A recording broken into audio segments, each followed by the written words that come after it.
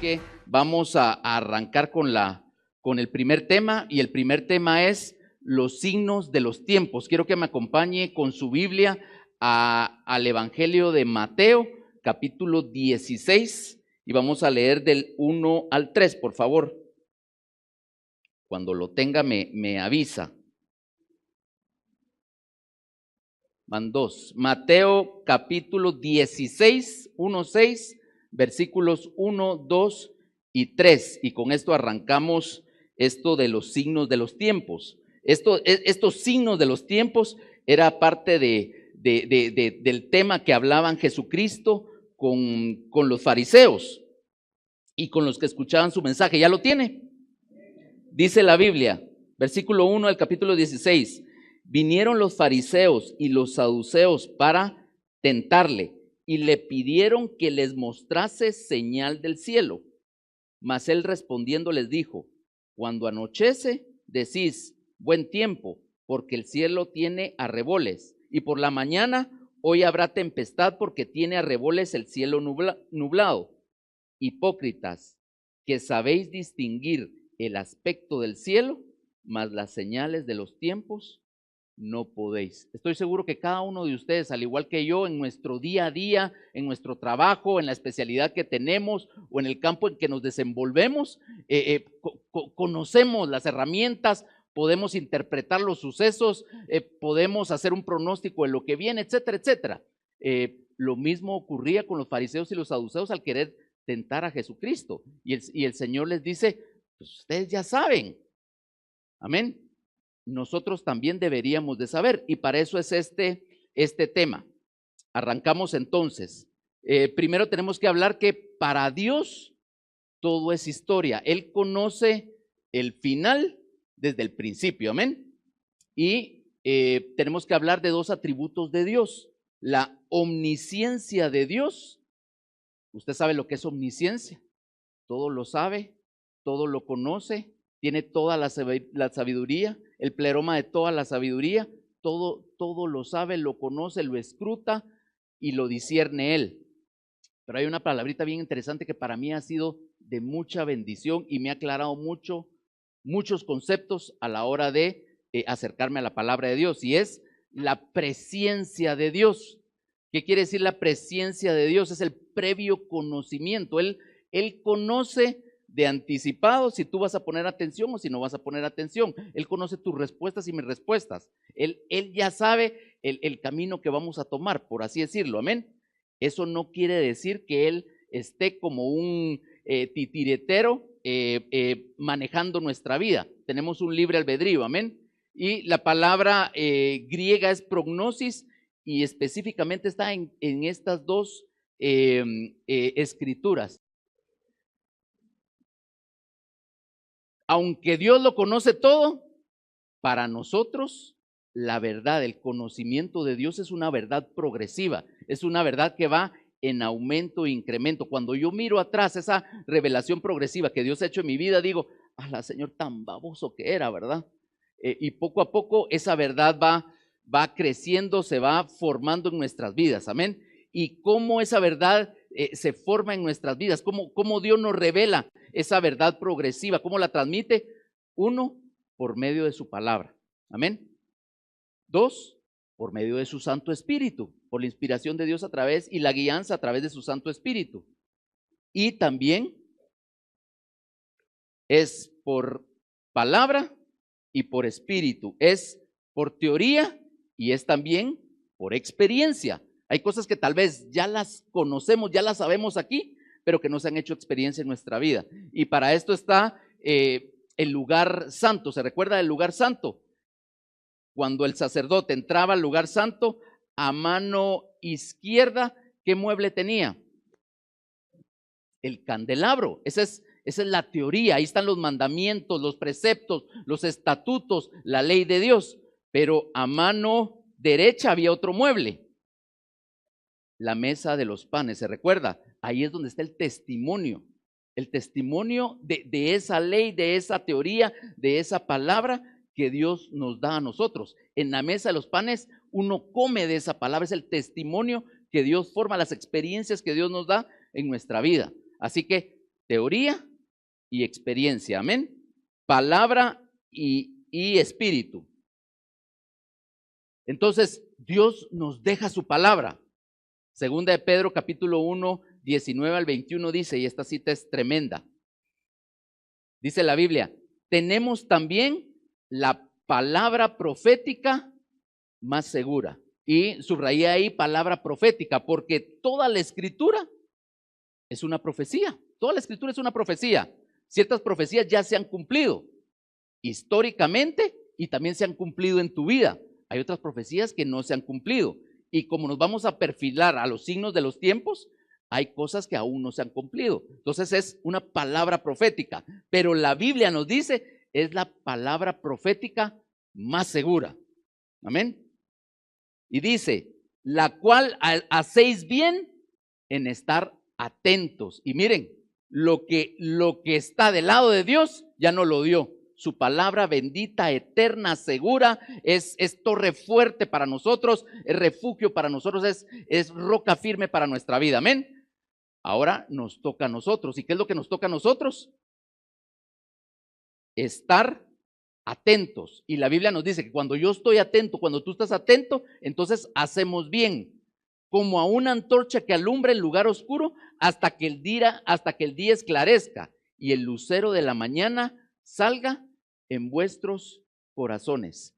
Ese lucero que va alumbrando en un lugar oscuro, ese lucero de la mañana que va creciendo, así es la verdad progresiva del Señor en nuestras vidas. Amén.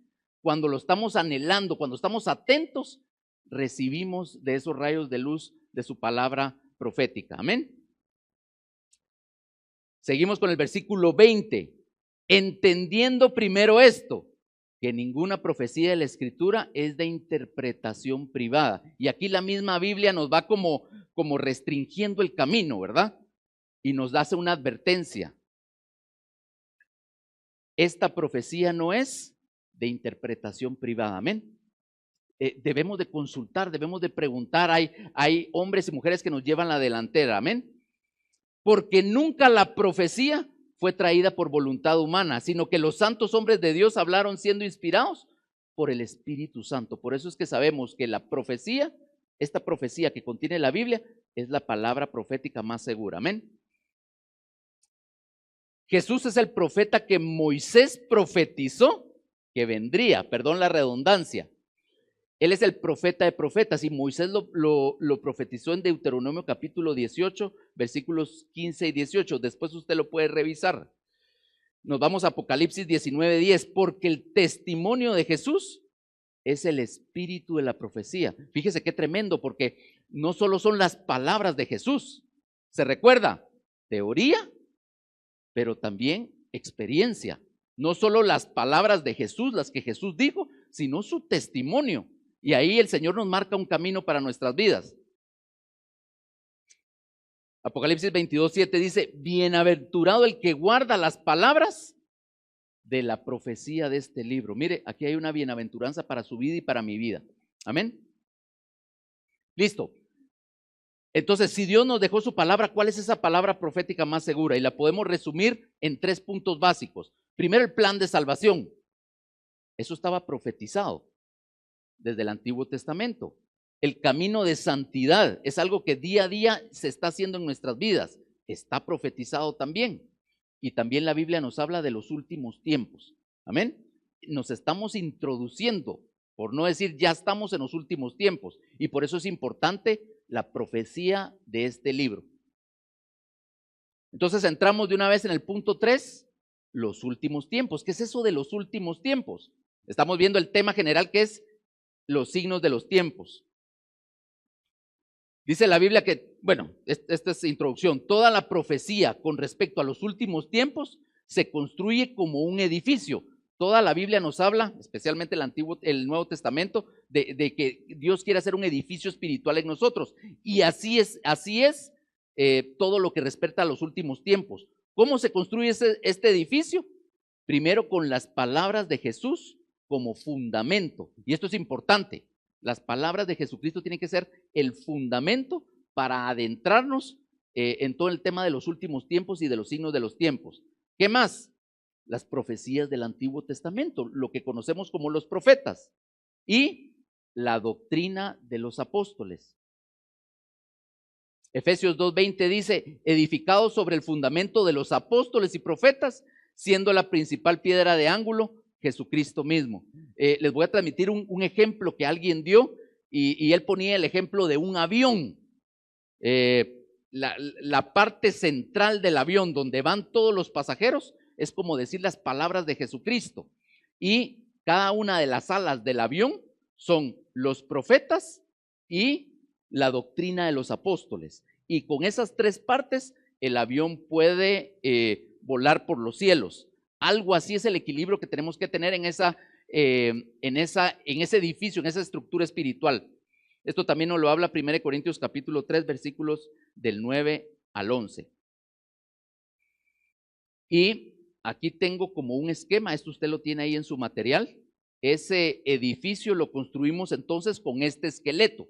Todo lo que tiene que ver de los últimos tiempos, empezamos con Jesucristo siendo el fundamento, ahí está, por así decirlo, en medio, y la profecía del Antiguo Testamento, la doctrina de los apóstoles, y parte de la doctrina de los apóstoles es el libro de Apocalipsis, y especialmente el libro del Apocalipsis porque es el libro de las revelaciones. Y aunque todos los profetas del Antiguo Testamento hablaron de los últimos tiempos, le vamos a dar un énfasis especial al libro de Daniel. Ahí está como la esencia, el extracto, es el profeta con vista telescópica. Jesucristo en los evangelios habla de los últimos tiempos, pero la esencia está concentrada en los capítulos 24 y 25 de Mateo. Esos dos capítulos hablan específicamente de los últimos tiempos y de los signos de los tiempos. Y los paralelos a esos dos capítulos están en Marcos 13 y Lucas 21. Y hay otra pequeña porción que podemos agregar en Mateo 13, capítulo 13, versículos 24 al 30 y 36 al 43. De ahí nos vamos con los apóstoles. Los 4 apóstoles que escribieron cartas que tienen que ver con los últimos tiempos específicamente son Pablo, el apóstol Pablo, Santiago, Pedro y Juan. Y Juan, estamos hablando primera, segunda y tercera carta de Juan, y también el libro de las revelaciones. Lo que estoy haciendo aquí es dando como un esqueleto teórico de en dónde nos basamos para construir ese edificio espiritual de los últimos tiempos. Amén.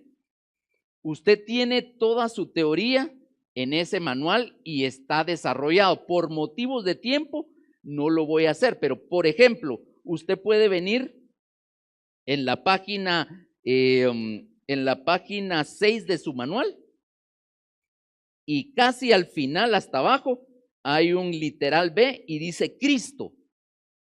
Y ahí están todos los subnúmeros de lo que abarcan los distintos temas que tiene que ver con las señales de los tiempos.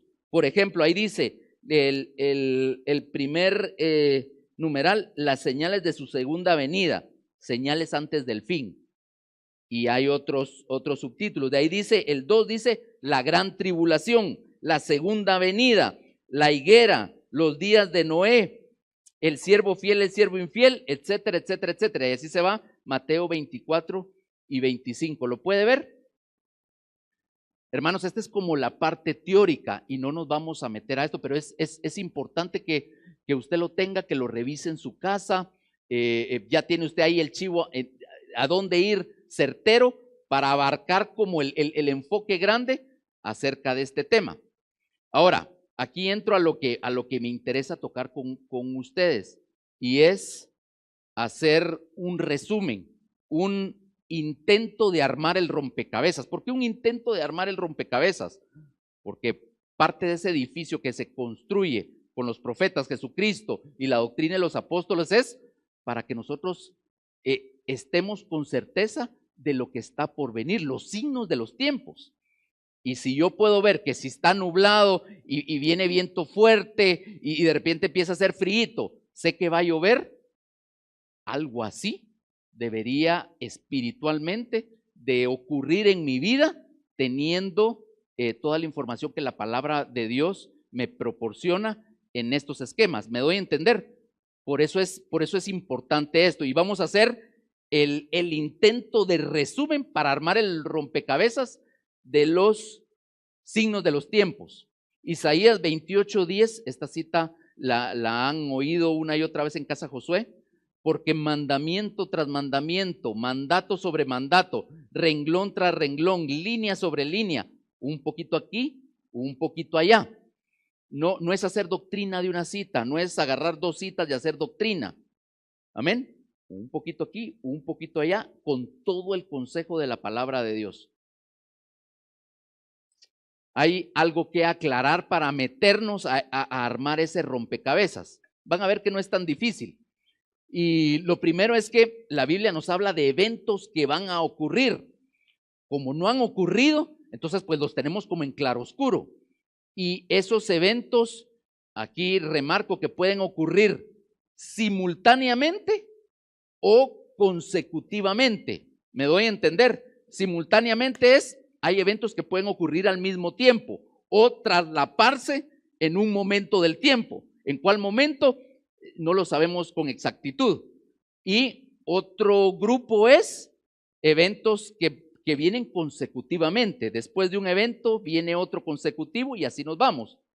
Unos son procesos y otros son como que eventos puntuales. Entonces tenemos que tener eso en mente para manejar la información de los signos de los tiempos.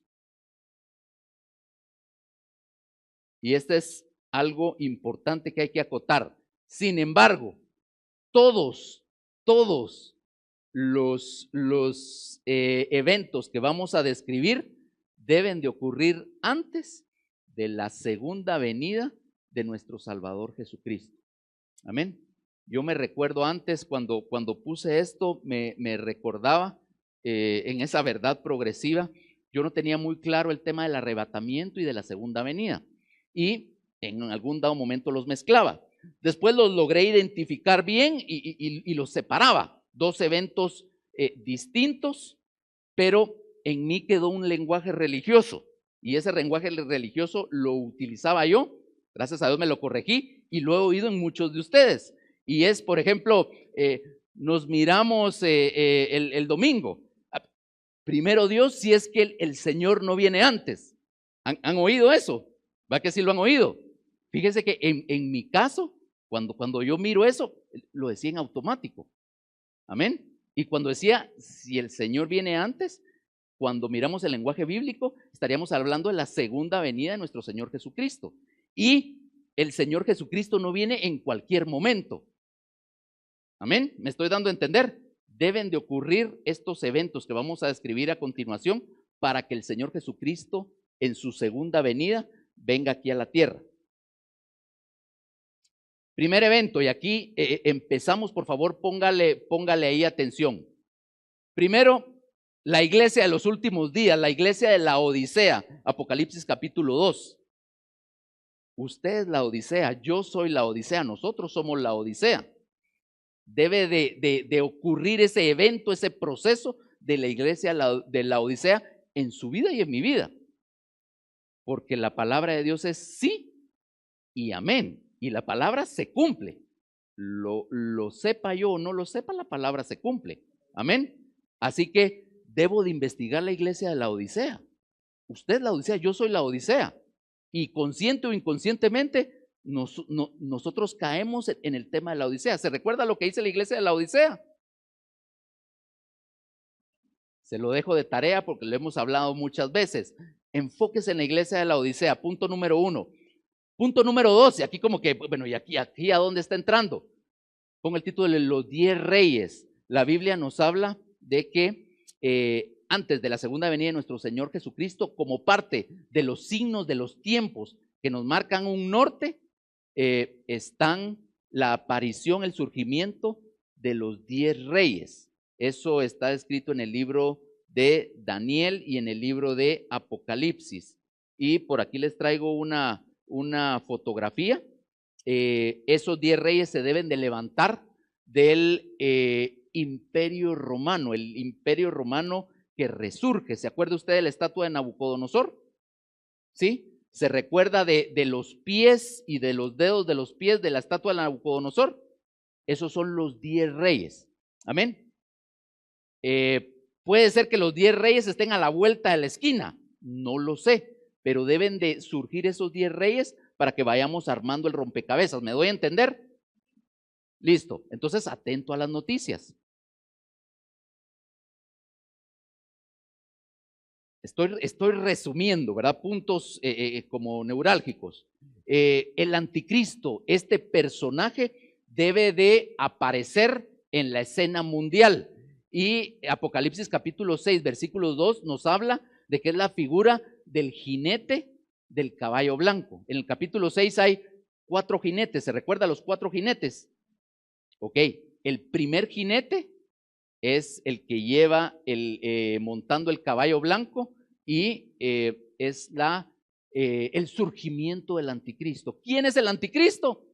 A saber, mis hermanos, no lo sabemos. Yo por lo menos no lo sé, pero si estoy bien fijo en la iglesia de la Odisea, si viene la aparición de los 10 reyes y se empiezan a manifestar y de repente por ahí viene algún líder mundial con ciertas características que la Biblia me las describe, entonces voy llenando el rompecabezas.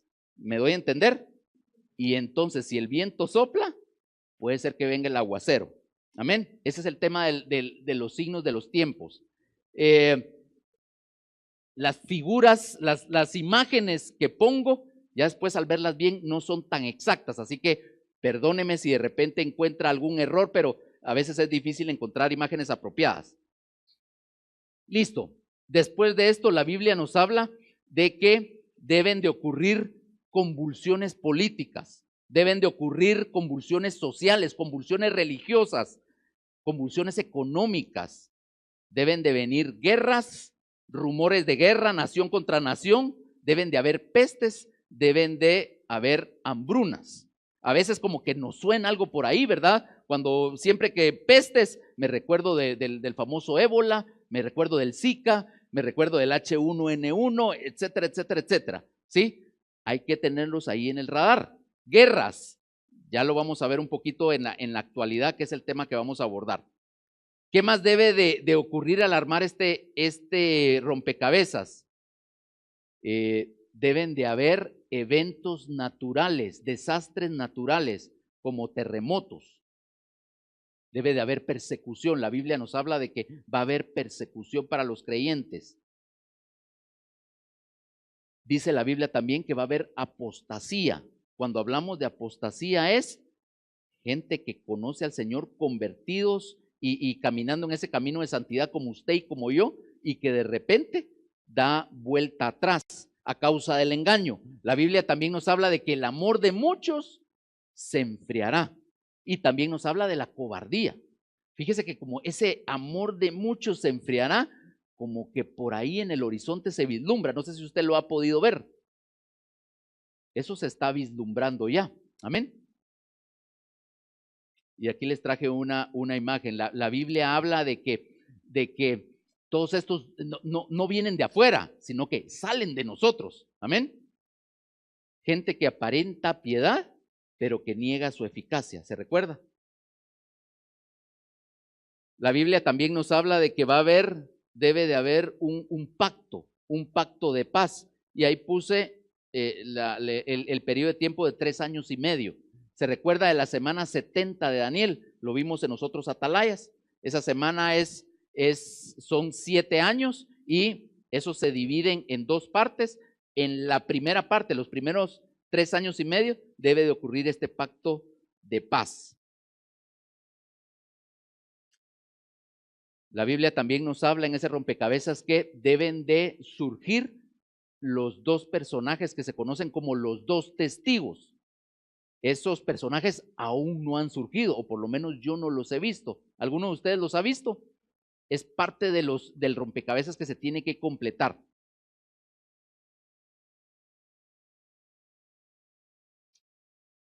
La Biblia también nos habla de que va a resurgir, va a ser construido, va a ser levantado el tercer templo.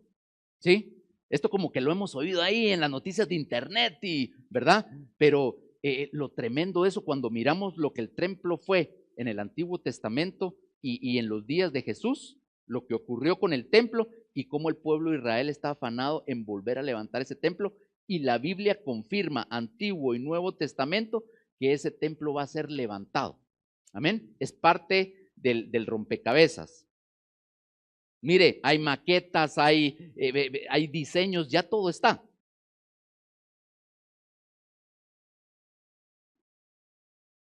Aquí la cosa se va poniendo un poquito color de hormiga, y parte de ese rompecabezas es que se deben de reanudar los sacrificios arónicos. ¿Se recuerda de Aarón, el sumo sacerdote en el tabernáculo de Moisés?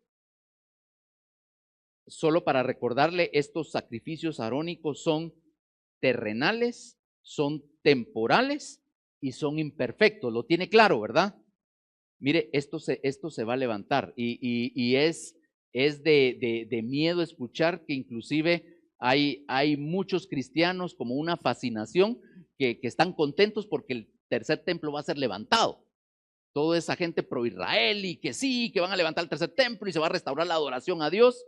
Cuando miramos lo que tiene que ver eso con espiritualmente hablando, es lo que la Biblia remarca como la muchedumbre de las abominaciones.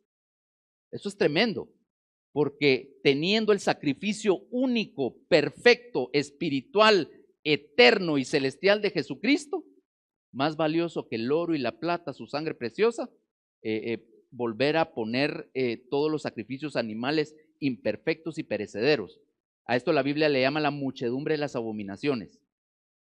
Y ya todo está listo. Mire, internet está inundado de fotos. Traté de poner las que tenían el mayor sustento. Ya se han hecho sacrificios, inclusive imitando que ya está el templo. La Biblia también nos dice que Apocalipsis capítulo 13 debe de aparecer o manifestarse como en su esplendor, del lado negativo, el dragón, que es Satanás, la bestia que sube del mar, que es el anticristo, y la bestia que sube de la tierra, que es el falso profeta. Eso se debe de manifestar. Y aquí hay una figura que me pareció interesante, con todas las alegorías que muestra el libro de Apocalipsis. ¿Se recuerda? Me pareció interesante la figura. Y si usted mira por ahí, no sé si alcanza a ver, pero la gente está como fascinada, está como hechizada. Y eso realmente es lo que va a hacer el anticristo, el dragón y el falso profeta.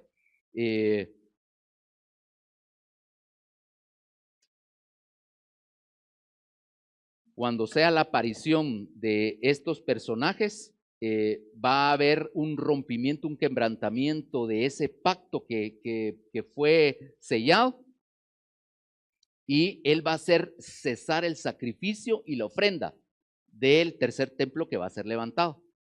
Y esto ocurre en la segunda mitad o al inicio de la segunda mitad de la semana 70 de Daniel. Después la Biblia nos habla del evento que se conoce como la abominación desoladora. No voy a entrar en detalles. La gráfica no es tan correcta, pero pues por ahí sonó algo así como ¿verdad? Como uy, qué feo. La Biblia también nos habla, y esto es importante, la Biblia nos dice de que va a haber tribulación como nunca ha habido en la tierra. Y esto es lo que la Biblia le llama la gran tribulación. Esa tribulación aún no ha ocurrido. Amén. Y en ese proceso de la gran tribulación, o pueden ser eventos consecutivos o simultáneos, está también el proceso que se conoce como la ira de Dios o el día del Señor. ¿Se recuerda? El día del Señor grande y terrible. El Antiguo Testamento también le llama la angustia de Jacob. Amén. La Biblia también habla de que va a ocurrir un arrebatamiento. Si se recuerda de los otros atalayas, hay 3 posiciones: el pre, en medio y al final.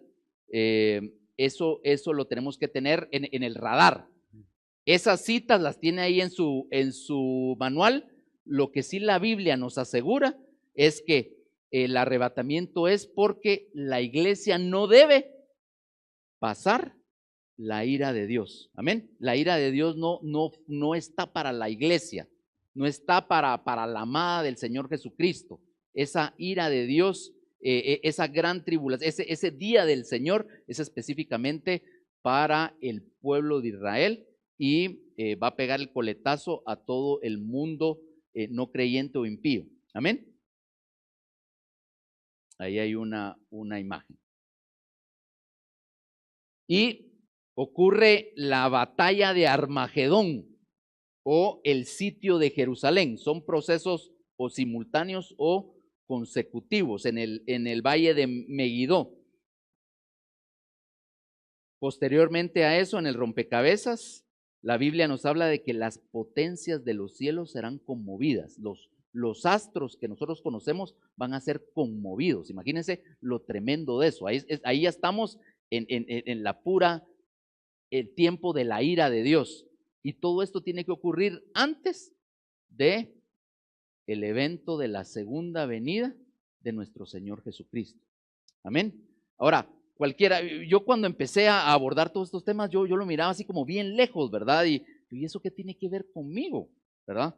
Pues mis afanes es trabajar, llevar provisión para mi casa, con mis hijos, aquí. ¿Y eso qué tiene que ver conmigo?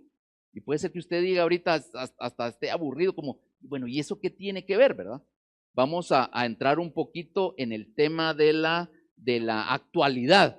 ¿Qué está ocurriendo en el mundo hoy o qué es lo que ha ocurrido en el mundo recientemente y cómo empalmar toda esta información como teórica y que la miramos como distante a veces? ¿Qué tiene que ver eso con nuestra vida? ¿Qué tiene que ver eso con el creyente? ¿Qué tiene que ver contigo y conmigo acá en Casa Josué? El día de hoy, 5 de abril del 2019.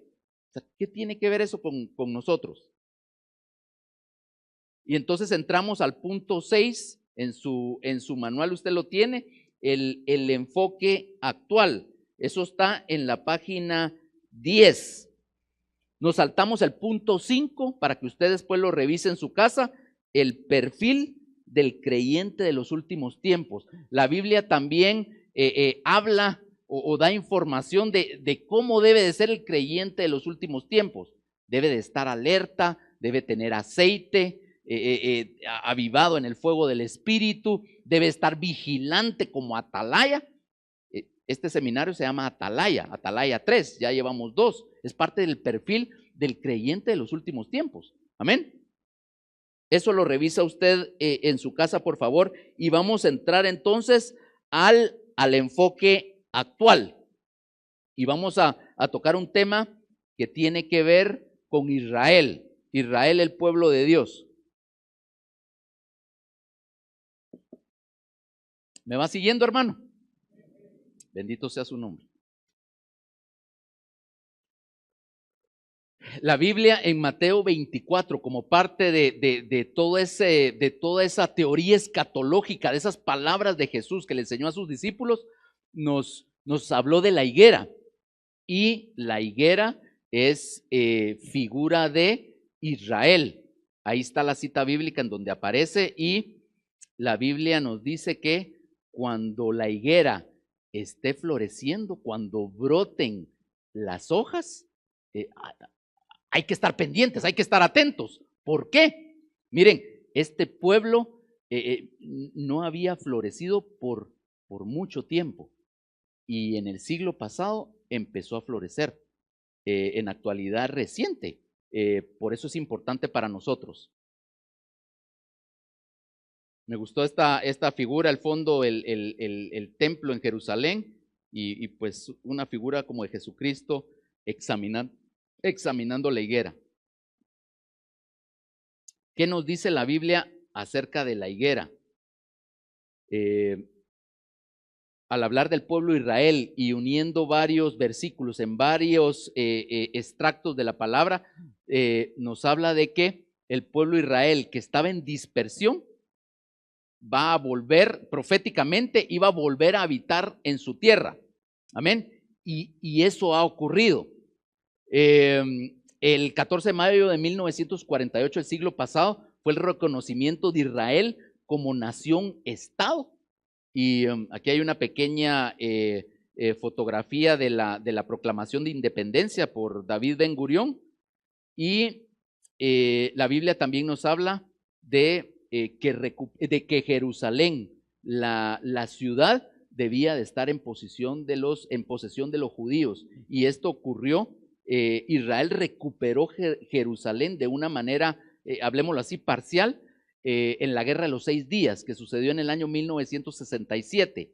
Usted ahí en su material, al final de este tema, no lo vamos a tocar, pero al final de este tema, tiene un anexo, y en ese anexo está toda la historia antigua y reciente, solo extractos del pueblo de Israel. Es importante conocerlo y tenerlo en el radar. ¿Qué más nos dice la Biblia acerca de la higuera cuando está floreciendo? La Biblia nos habla, Antiguo Testamento y Nuevo Testamento, que Jerusalén es la capital de Israel. No sé si usted ha visto las noticias pasadas del siglo pasado y las recientes, pero hay una lucha de poderes, de naciones, de ideologías, de fuerzas en unidad, en contubernio entre naciones, para que Jerusalén no sea la capital del pueblo de Israel, sino que hay varios pueblos que la reclaman. La Biblia nos dice también que en el tema de la higuera, cuando miremos que está floreciendo, que está floreando, que se le ven las ramas, dice la Biblia, cuando veáis estas cosas, conoced que está cerca a las puertas. Miren lo que dice. ¿Que está cerca qué? La referencia es la segunda venida de nuestro Señor Jesucristo. Entonces, está cerca. La Biblia me dice que está cerca, pero ya vimos en el rompecabezas, antes de la segunda venida deben de completarse los eventos y sucesos y procesos que enumeramos anteriormente. ¿Y qué cosa debemos de ver? La Biblia continúa en Mateo 24 y da el concepto de una generación. Mateo 24:34. No pasará esta generación hasta que todo esto acontezca. Y habla de una generación. Y aquí es donde la Biblia nos empieza como a estrechar el camino. Salmo 90, versículo 10a, nos dice: los días de nuestra edad son 70 años. Y si en los más robustos son 80 años. Fíjese lo que dice la Biblia. Y aquí podemos hacer un poquito de matemática con una generación promedio, partiendo del año cuando la higuera empieza a florecer, el año de 1948. Si ponemos la generación promedio, ahí hay una cantidad en años, hay una fecha. Si la generación es robusta, 80 años, ahí hacemos otra matemática. Y cuando estamos en todo este tiempo de los signos de los tiempos y los últimos tiempos, tenemos la referencia de la semana 70 de Daniel, que se recuerda usted cuánto dura esa semana, dura 7 años. Entonces, ahí usted puede hacer un poquito de matemáticas. La intención de esto no es adivinar una fecha, no. Al final ahí en Mateo 24 habla de que, Mateo 24 y 25, nadie sabe ni conoce ni el día ni la hora. Amén. Pero sí podemos ver los signos de los tiempos. Amén. Listo. Vámonos acercándonos un poquito más al mundo actual. Cuando hablamos del mundo actual es ¿qué es lo que se está moviendo en el mundo? De una manera muy, pero muy resumida. Y todo esto tiene que ver con el tema político. Y con todo este esquema que voy a presentar, una radiografía breve, entonces tenemos que ir compaginando la teoría con la experiencia, lo que se está viviendo, que el mundo nos está mostrando. Y lo primero que hay que hablar es que se gesta desde tiempo atrás un nuevo orden mundial, un cambio de tiempos. Ahí aquí salen un montón de teorías de conspiración y un montón de cosas, Yo antes lo tenía como cuento de hadas, pero conforme me he estado metiendo en este tema, es algo verdadero, es algo con sustento. ¿Y por qué es importante esto del nuevo orden mundial? Porque el mundo está con corrupción, hay luchas de poder, hay un control de la población que tiene ya más de 100 años de estarse proponiendo. Ese control de la población mundial tiene que ver con todo el tema del aborto, el control de la natalidad, fecundación embrionaria, eutanasia, etcétera, etcétera, etcétera. Les recomiendo que no se pierda la convención del 27 de abril porque pues todo estos son los temas. Y para resumirlo, injerencia e intervención en las políticas y decisiones de las naciones, y pongo entre paréntesis ahí la ONU, la Organización de las Naciones Unidas. Nosotros acá en Guatemala hemos experimentado, no estoy diciendo si para bien o para mal, pero hemos experimentado esa injerencia o esa intervención en políticas y decisiones nacionales. Amén. Y cuando ploteamos el mapa, están metidos hasta detrás de la cocina. Amén. Me pareció interesante una de las familias que están identificadas con apellidos que controlan el mundo.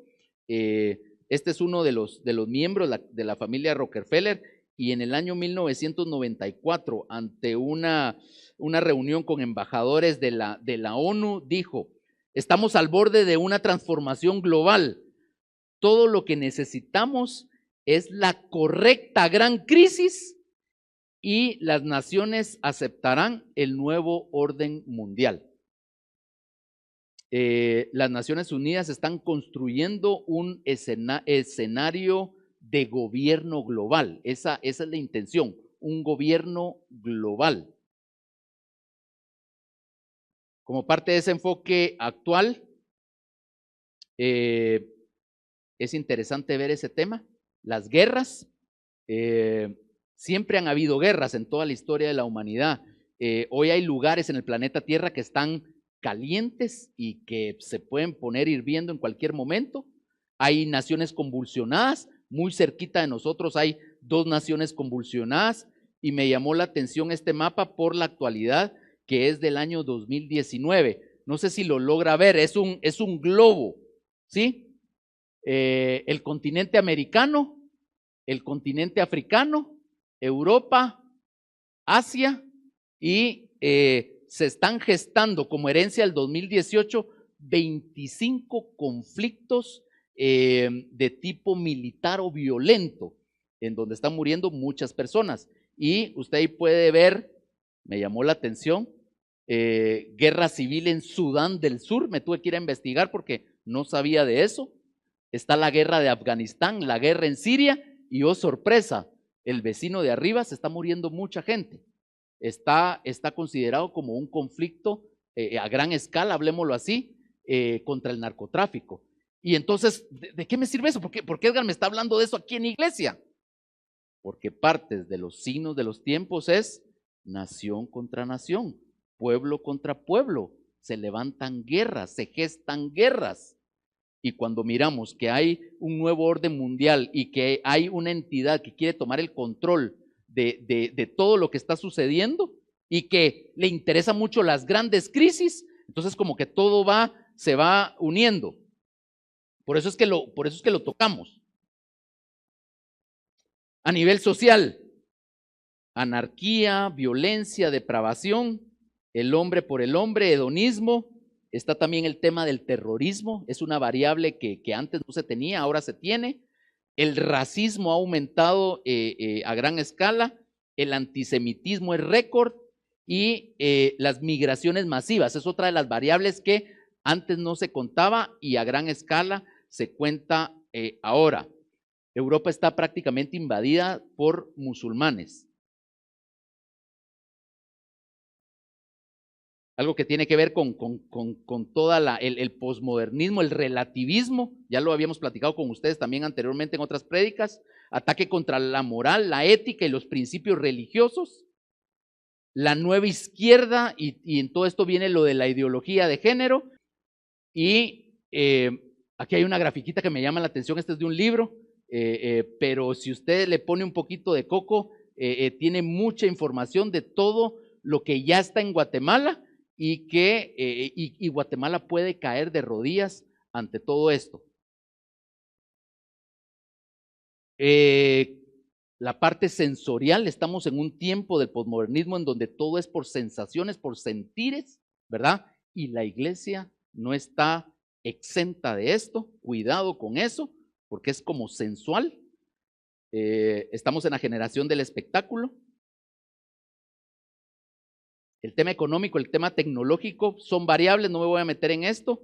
El tema religioso nos atañe y esto ya se está gestando. La Biblia nos alerta de esto, pero no solo nos alerta, esto ya está afectando a la iglesia del Señor Jesucristo. La religión de más rápido crecimiento, también lo he platicado con ustedes, desde hace 10 años aproximadamente, no es el cristianismo, es el Islam a nivel mundial. Me dieron un dato, no sabía, pero en Guatemala hay 44 mezquitas y ellos son evangelizadores, por así decirlo, son muy agresivos en eso. Otro tema que hay que ver en el enfoque actual es, se recuerda de la estatua de Nabucodonosor. Ángel nos ha platicado desde el 2016, 2017, ya así claro y pelado acerca de esto. La imagen de la bestia, esa imagen de la bestia requiriendo adoración. Aquí hay una foto que me gustó. ¿Y por qué me gustó? Por la pregunta que hice ahí. ¿Y tú te inclinarás ante la bestia? ¿Se recuerda del libro de Daniel? ¿Qué es eso de la imagen de la bestia? Se está preparando todo el andamiaje para la manifestación del anticristo. El misterio de la iniquidad está operando y anda buscando que usted y yo doblemos nuestras rodillas ante esa imagen. Cuando usted se va a la escritura, inclusive con alabanza, como lo hacemos ahorita delante del Dios único y verdadero, así viene el engaño, así que mucho cuidado.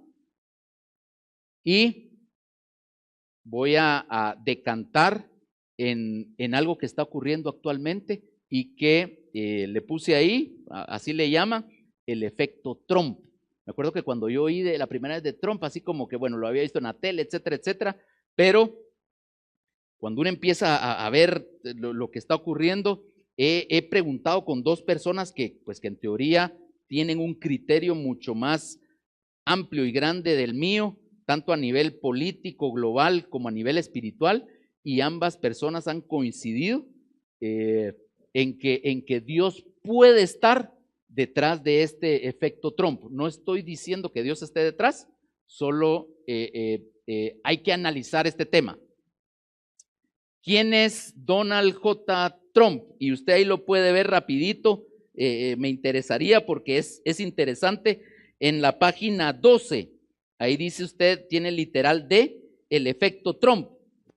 Puede seguir conmigo la lectura. Dice, Donald J. Trump, un magnate inmobiliario del mundo del espectáculo, un populista con un discurso xenófobo. ¿Sabe lo que es xenófobo? Es aberración contra el extranjero.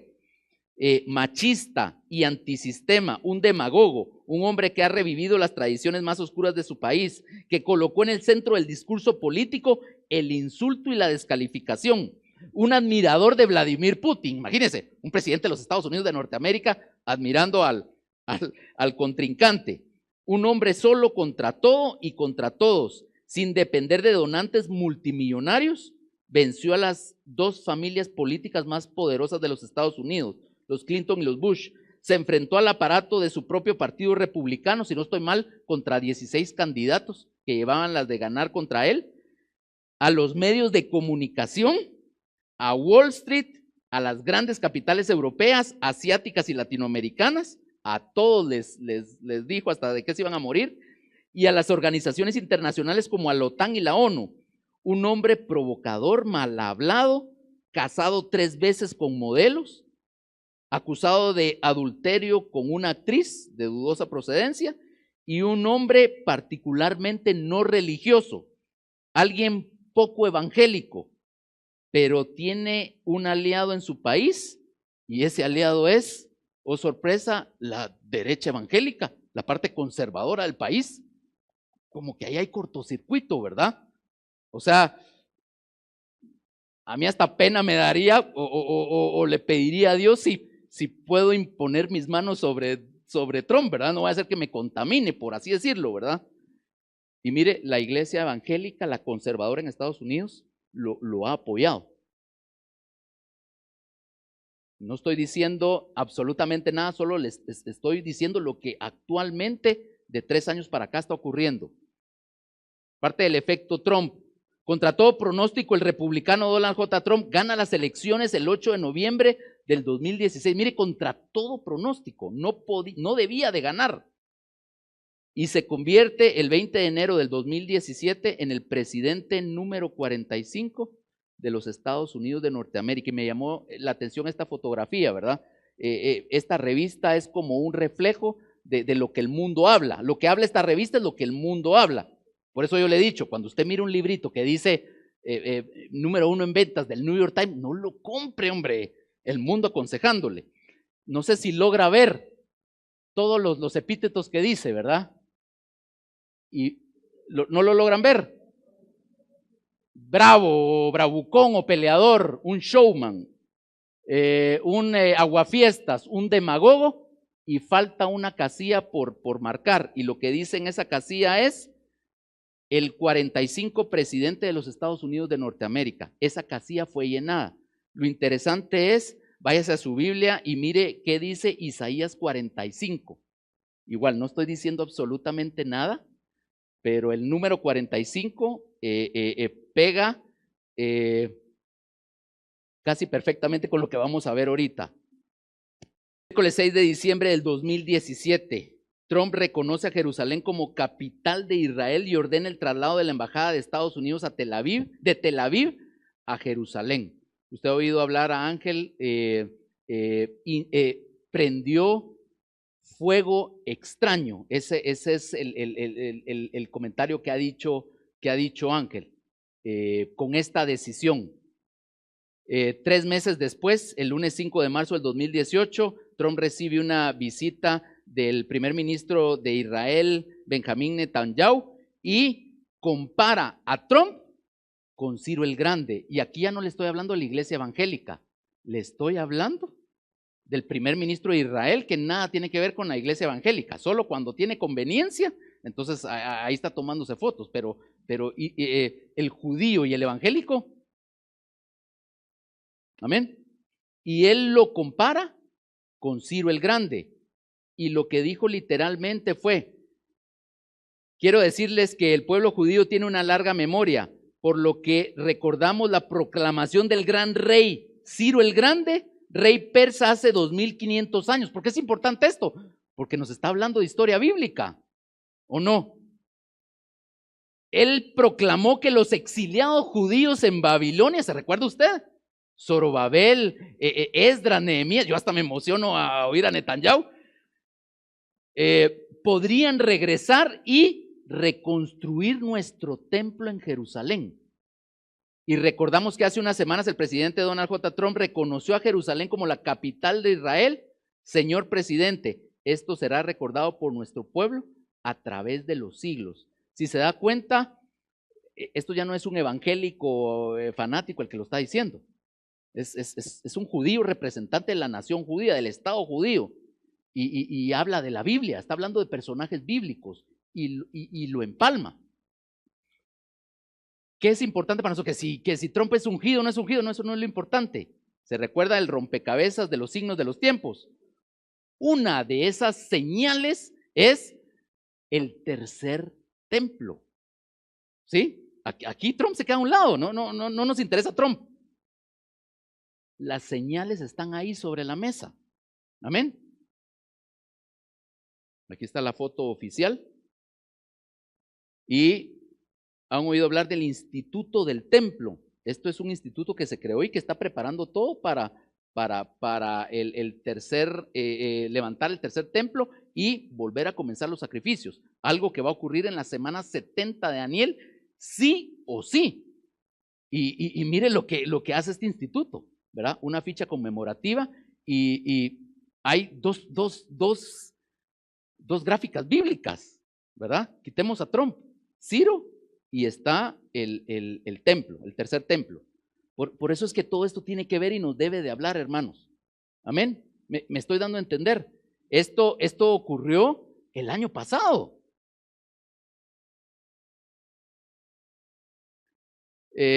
Ahí usted puede revisar en su material qué ocurrió el 8 de mayo de 2018, pero básicamente Trump empieza a restringir respaldo para los palestinos y para las organizaciones que apoyan a los palestinos.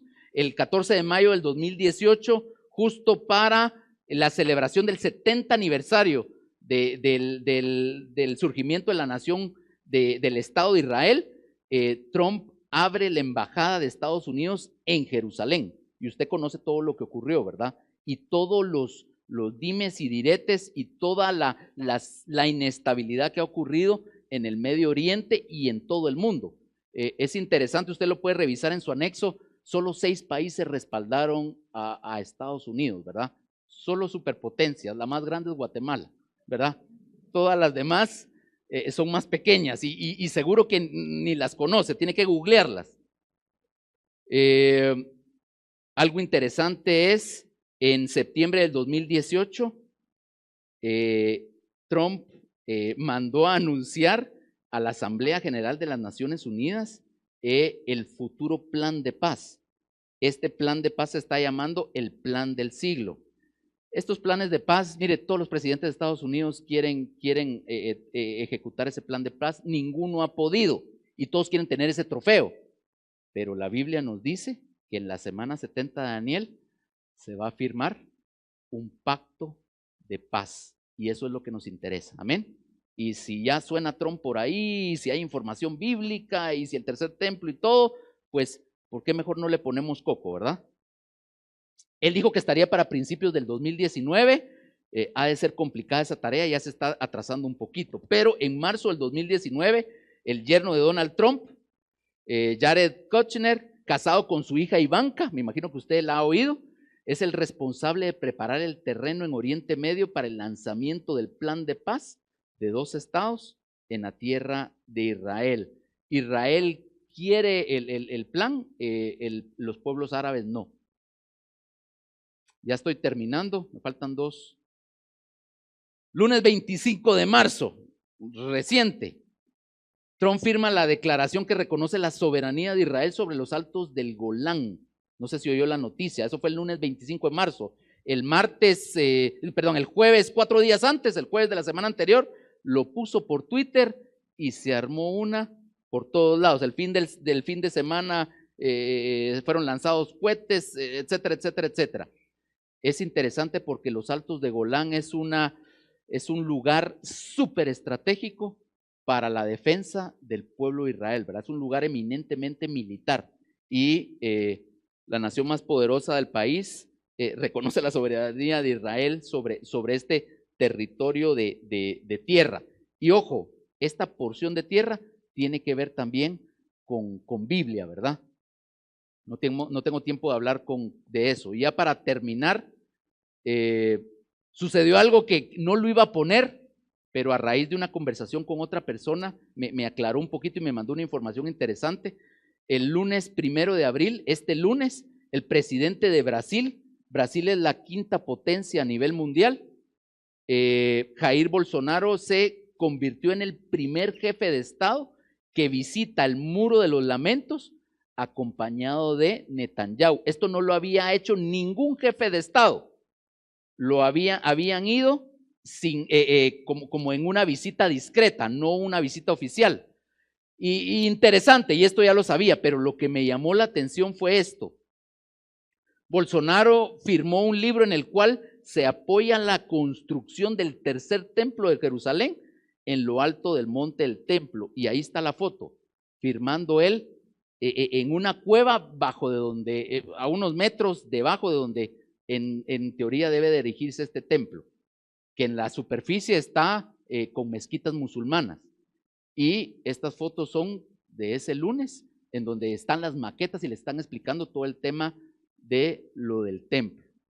Y para finalizar, el 9 de abril, el martes de la próxima semana, va a ser las elecciones parlamentarias de Israel, en donde se deciden quién va a gobernar Israel durante el próximo periodo. Amén.